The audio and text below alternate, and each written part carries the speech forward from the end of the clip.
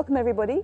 Today I'm in the garden in North London, a client's garden, and this is a cottage style border, also slightly woodlandy because it's got this fern, but it's basically a sunny cottage garden, and I'm developing it over time, and I'm going to talk about the kind of plants which are great for a sunny cottage border. It'll have a natural full look, it'll be quite abundant. I don't like seeing soil, I like it to be very planty. So first of all, I've weeded it. I've taken out the weeds and cleared it, so there are spaces for the plants, and I'm going to talk through the plants with you next.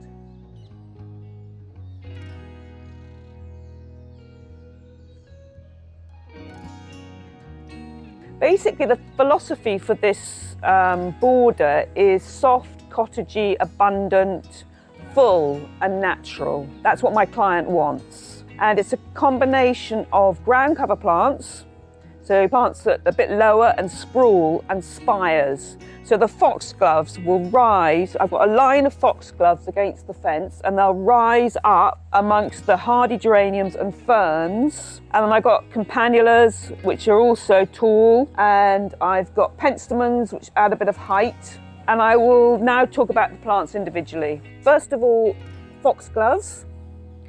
This is Digitalis Pam's Choice, and it's a white foxglove with a purple throat. It's really beautiful. And in a later video, I'll show this border when it's fully in flower. Foxgloves are wonderful in borders, in sunny borders or partial shade. Dappled light, I think, is probably the best for them, but I find they work really well in sunshine as well. They like a fairly fertile, moist soil, so don't let them dry out. I think that it's better to get bigger plants because smaller plants quite often get eaten by slugs and snails. They work really well in a range of borders, cottage garden, also just in a mixed border of shrubs, herbaceous perennials and annuals. They work really well. They just create lovely spires, which I just love, and they flower kind of early midsummer. There's one here which is actually finished flowering or is just about to go over. So they're kind of early midsummer. I love them, and so do the bees. Foxgloves are biennials. This means that they produce foliage in the first year, so they leaf up in the first year, and then they flower and set seed in the second year, and then they die. So if you want to keep foxgloves going in your garden, you need to let them self-seed once they've flowered. So there are seed pods on this one, and you want to keep the old flower heads on. You need to let the seed pods develop, and then you can shake the seed around where you want the foxgloves, and hopefully they'll self-seed. So this one is a biennial, but behind me I've got a perennial foxglove. And this is perennial, and it's called Digitalis Appleblossom. And it's kind of pink, it's a soft pink and white, and that one is perennial, so that will come back. But I find the perennial foxgloves, because I've used them before in this garden, are actually quite short-lived, so they might last for 2 or 3 years, and then you need to replant them. So look out for perennial foxgloves. Foxgloves just add so much beauty to a garden with their tall spires of bell-like flowers, and they are just totally gorgeous. This is Campanula Pritchard's variety. I love campanulas. They're great in sun, and they'll also cope in partial shade, so they're quite versatile. They give a really cottagey look. This is a herbaceous perennial, so it'll come back next year. It's quite tall, it's quite a big herbaceous perennial. It gets to about 75 centimetres in height by about 60 centimetres in spread, so give it space. It has clusters of bluey purple flowers, midsummer into early autumn. And it's a great plant. It's a bellflower, so campanula, and also pollinators, so bees, butterflies, and other pollinators like it too. So it's good for wildlife. So that's Campanula Pritchard's variety. Now I'm going to talk about Penstemon. I think Penstemon give quite a cottagey look. This is actually a sub-shrub. I've talked about Penstemons before. So it's a semi-evergreen perennial. It doesn't die right back in the winter. What it does is it forms a woody base, and then it has soft leafy growth which can be affected by frost. so you can prune it in the spring after the frost has passed. But I've covered that in a previous video, so see a previous video. This gets to about 75 centimetres in height, so quite tall, by about 60 centimetres in spread, so it's quite a big plant, so you want to give it space. I think it works best in a sunny position. I have tried it in partial shade, but it struggled a bit to flower, so I think they're best in a sunny position. This one's called Phoenix Appleblossom. It's a lovely soft pink with a white throat. So it's very soft and pretty. I think it will work really well here. I'm going to put it sort of mid-back border, so it'll rise up out of the hardy geraniums. They flower from about midsummer, early autumn, so they give a lot of flower for a long time, and they give late season colour. So when your borders are beginning to wane in August, it'll keep going into the autumn. This is Orlaya grandiflora. I bought it at the Chelsea Flower Show. This one's looking a little bit sad because it's been in my flat for a couple of weeks, well, in my garden actually, and it hasn't coped very well in staying in a pot for that long. It has a sort of cow parsley-like look. It's an umbellifer. It's an annual, so it'll only last one season, but it does self-seed.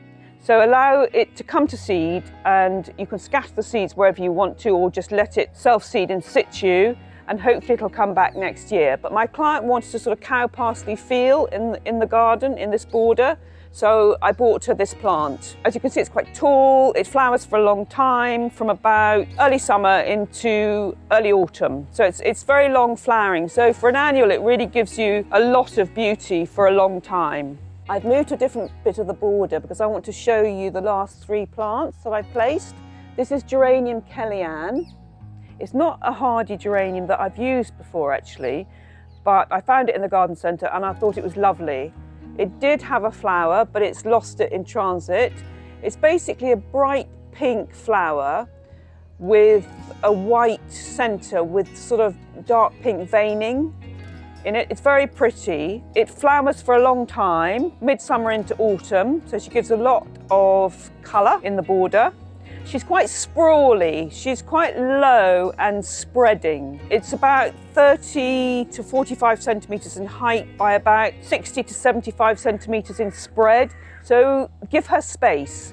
She's good for the front of the border, great ground cover, so I'm going to put her at the front of the border, but you could equally put her in sort of mid-border and let her kind of weave amongst the other plants. I wanted ground cover plants in this border because I wanted to cover the soil, because I don't like looking at soil. So I've gone for quite sprawling hardy geraniums. So when you're buying a hardy geranium, just do check its habit, how tall it gets, how big it gets, how much it spreads, because you need to give it enough space. This hardy geranium apparently is good in sun or partial shade. This is a sunny position, so she is going to be in sunshine. This is Geranium Patricia. I saw her at the Chelsea Flower Show and I thought she was absolutely beautiful. She's a hot pink magenta flower with a kind of black centre. Very pretty, really pretty. I love that kind of hot pink magenta in a garden. She's quite a large geranium, so she's going to grow a lot. She's quite tall, about 60 to 75 centimetres by about 60 centimetres in spread, so she's quite a large geranium. So I think she's best for mid-border. So that's where I'm going to place her. Sun or light shade, very long flowering, midsummer into the autumn, and then the leaves in the autumn turn a reddish colour, so you get lovely autumn foliage. So she's a really great plant. I'm going to put her mid-border. The last one in this border is Campanula, Catherina. This is a bellflower. It's a low Campanula, so it doesn't get much taller than this, and it spreads a bit. So I'm using it for really pretty ground cover for this border. It has a lovely soft cottagey look, sun or light shade. It's great in borders, also great in pots. I'm going to put it in pots in this garden as well. And it flowers in the summer. So I'm putting this one front of border, just there, just to give a nice splash of colour as you walk along this path. I'm actually going to plant one plant on this video to demonstrate how to plant well. It's very important that you plant a plant properly so that it thrives in its position. So it needs to be the right depth, a good width, and I plant with a bit of multi-purpose compost if it's a herbaceous perennial, which this one is. This is Kelly-Anne, this is Geranium Kelly-Anne. She's going at the front of the border. I want her to sprawl over the edge of the path to soften the path edge, and she's also going to weave amongst the other plants because she's got a sort of low branching habit. So she's going to weave and fill the spaces. So first of all, dig a good hole. This soil is not bad, it's quite well drained, it's quite free draining. It's not particularly fertile, but for these plants it's fine. There's a worm in there, that's always a good sign. So make sure you dig a decent hole for your plant. So you want to dig a hole about the depth of this. I actually do slightly deeper so that the roots are covered. So just very slightly deeper than the plastic pot. Lots of worms. That's really good. Now the best time to plant is spring and autumn. It's now June, so it's getting a little bit late to plant, but it's been quite a cool June so far, and we've had quite a lot of rain, so the soil's actually still quite moist. You want to plant when the soil is moist and it's warmed up. So spring and autumn are the best times. You can plant outside of those windows, but those are the ideal times to plant. So squeeze the bottom of the pot. You don't need to tickle out the roots because it's not pot bound. Then take about a trowel's worth of multi-purpose compost, dig it into the bottom of the planting hole, and then put your plant in like that. There's Kelly-Anne, and she's going to sprawl all over the place. Now just firm it in, backfill, so get the soil around it, and just nestle it into the plant. It's worth taking time to plant properly because the plant will be happy. And just firm it in with your hands. And then I'm going to give it a good water. That's Kelly-Anne planted. I'm going to plant all the other plants in the same way. It's really important to plant well, as I said, for plants to thrive. So take time when you're planting. I'm going to water well. Very important to give plants a good watering when you've just planted them. The first watering is really important to establish them. Thank you for watching. Please like and subscribe, and I'll see you in the next video.